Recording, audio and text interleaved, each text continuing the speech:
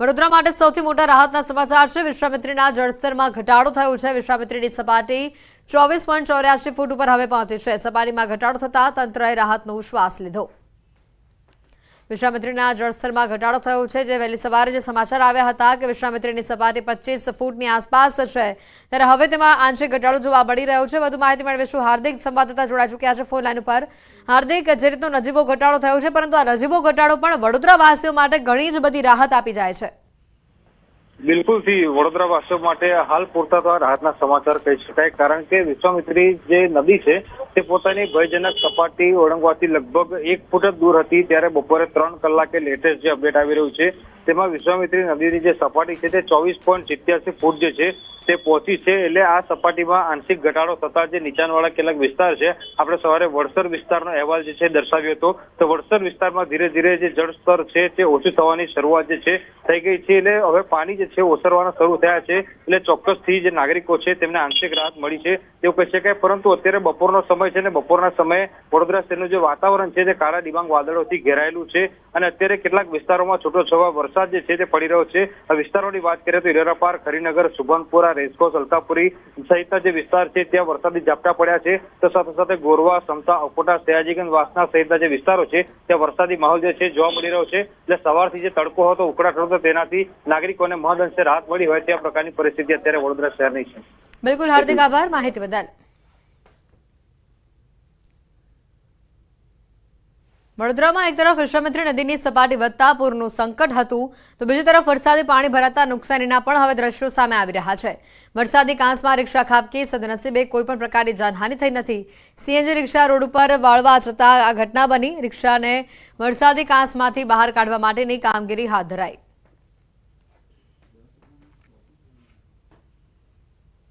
વડોદરામાં વિશ્વામિત્રી નદી બાદ જાંબુઆ નદીએ કહેર વર્તાવ્યો છે। જાંબુઆ નદીના પાણીએ વડોદરા વાઘોડિયા રોડને બાનમાં લીધો છે। આમોદર ગાયત્રી મંદિર પાસે ઘૂંટણસમાં પાણી ઉપર ભરાયા હતા। 6 લેન રોડ ઉપર પાણી ભરાતા વાહન ચાલકોને હાલાકી થઈ। સતત 3 કલાકથી ભારે ટ્રાફિક જામના દ્રશ્યો સર્જાયા હતા। એક તરફના ટ્રેક ઉપર જોખમ સાથે વાહન ચાલકો પાણીમાંથી પસાર થઈ રહ્યા છે। ઉપરવાસમાં પડેલા વરસાદના પગલે જાંબુઆ નદીના કોતરો છલકાઈ રહ્યા છે। રોડ ઉપરાંત ખેતરો અને સોસાયટીઓમાં પણ પાણી ભરાયા છે।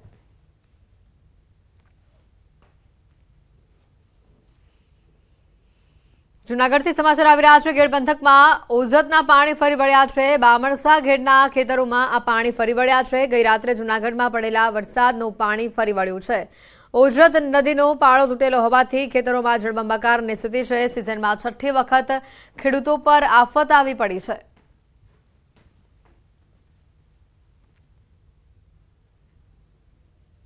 ગેડ વિસ્તારમાં ઓઝત નદીના પાણી ફરી વળ્યા છે, જેની આ તસવીરો સામે આવી રહી છે। બામણસા ઘેડ ખેતરમાં હાલ આ પાણી ફરી વળ્યા છે, જેના કારણે ખેતર દરિયો હોય, નદી હોય તેવો પ્રકારનો આભાસ થઈ રહ્યો છે। ખેડ વિસ્તારમાં ઓઝત નદીના પાણી ફરી વળતા ખેડૂતોને પારાવાર નુકસાની વેઠવાનો વારો આવ્યો છે। તમે જોઈ શકાય છે ઘૂંટણ ઉપરથી આ પાણી વહી રહ્યું છે, એટલે કે કેટલું પાણી આ વિસ્તારમાં ભરાયેલું હશે। સિઝનમાં એકાલ દોકલ નહીં, 6ઠ્ઠી વાર ખેડૂતોને આ પ્રકારની આફત સહન કરવાનો વારો આવ્યો છે।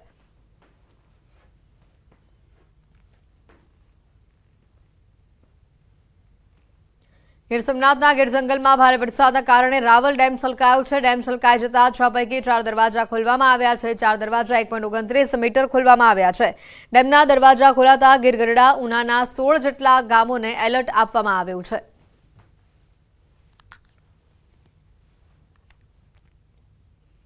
ખેલૈયાઓ માટે અહીંયા સૌથી મોટા સમાચાર છે। નવરાત્રીમાં વરસાદ અંગે હવામાન નિષ્ણાંત અને હવામાન વિભાગે મોટી આગાહી આપી છે। અંબાલાલે કહ્યું છે કે આજથી રાજ્યના કેટલાક વિસ્તારોમાં તડકો નીકળશે, જ્યારે હવામાન વિભાગે કહ્યું છે કે નવરાત્રી દરમિયાન નહિવત વરસાદ રહેશે।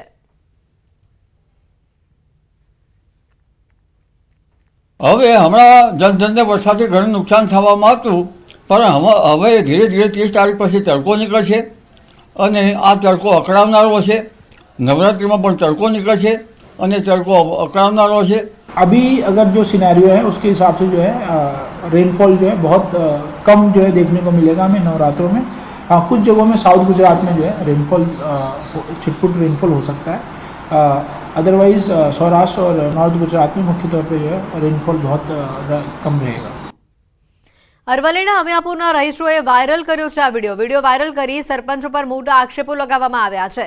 અમિયાપુર સરપંચ પર હેન્ડપંપમાં ભ્રષ્ટાચારનો આક્ષેપ લગાવવામાં આવ્યો છે। ન બોરવેલ કર્યો, ન ખાડો ખોદ્યો, પંપ મૂકી દીધો ખાલી। કાગળ ઉપર 100% કામગીરી બતાવવાનો પણ આક્ષેપ કરાયો છે। સ્થાનિકોએ સ્થળ ઉપર જઈને વિડીયો બનાવ્યો। વિડીયોમાં ચોંકાવનારા ખુલાસા કર્યા। હેન્ડપંપ ઊંચો કરી જોતા નીચે સ્ટેન્ડ બનાવી દીધું હોવાનું સામે આવ્યું। સરકારી ચોપડે હેન્ડપંપ બતાવવાના કારસ્તાનનો અહીંયા લોકોએ જ ખુલાસો કર્યો।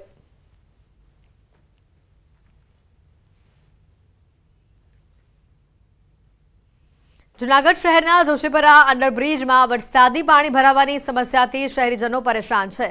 સ્થાનિકોનો આક્ષેપ છે કે વર્ષોથી ચોમાસા દરમિયાન અંડરબ્રિજની આ જ સ્થિતિ રહેવાથી તે બંધ રહે છે। અનેક રજૂઆતો છતાં બ્રિજમાંથી પાણીના નિકાલની કોઈ વ્યવસ્થા કરવામાં આવી નથી અને જેના કારણે આખું ચોમાસું વાહન ચાલકો અને રાહદારીઓ માટે બ્રિજ બંધ રહે છે। અંડરબ્રિજ બંધ રહેવાના કારણે સ્થાનિકોને 1 કિલોમીટર ફરીને જવું પડે છે તો રાહદારીઓ નિયમ વિરુદ્ધ જઈને રેલવેના પાટા ઉપરથી પસાર થવા મજબૂર થયા છે। અંડરબ્રિજમાંથી પાણીના નિકાલની વ્યવસ્થા કરવા સ્થાનિકો માંગ કરી રહ્યા છે।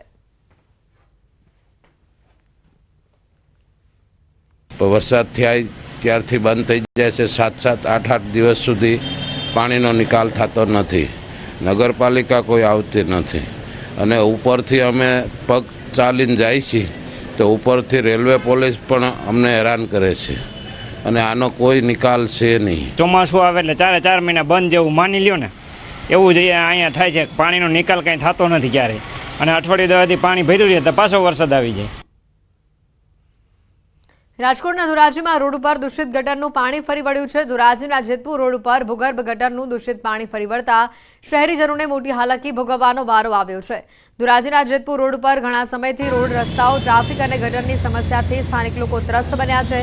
સ્થાનિકોએ જણાવ્યું છે કે શહેરના નગરપાલિકા અને તંત્રને અનેક વખત રજૂઆત કરવા છતાં સમસ્યાનો ઉકેલ આવ્યો નથી।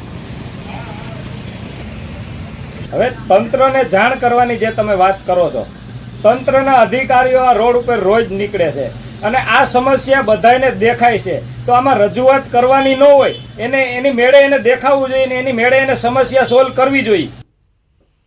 પંચમહાલમાં જમીનના વળતર મામલે ખેડૂતોએ વિરોધ કરી આવેદનપત્ર પાઠવ્યું। ગોધરા તાલુકામાંથી પસાર થતા અમદાવાદ-ઇન્દોર હાઈવેમાં સંપાદિત થયેલી જમીનના યોગ્ય વળતર માટે ખેડૂતોએ માંગ કરી।